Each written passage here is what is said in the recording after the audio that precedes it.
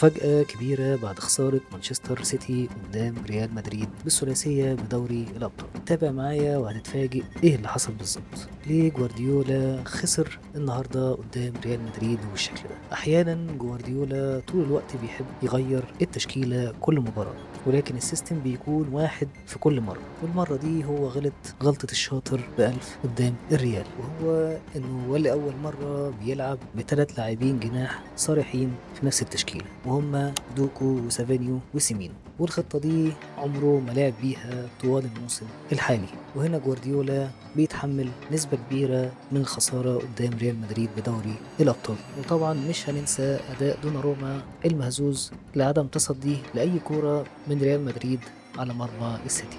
ومن ناحية تانية ريال مدريد داخل المباراة باللاعبين وهم مركزين جدا على الفوز، وكان أولهم فالفيردي واللي أحرز هاتريك عالمي وتاريخي قدام السيتي. لو عجبك المحتوى ما تنساش تعمل لايك وشير وسبسكرايب.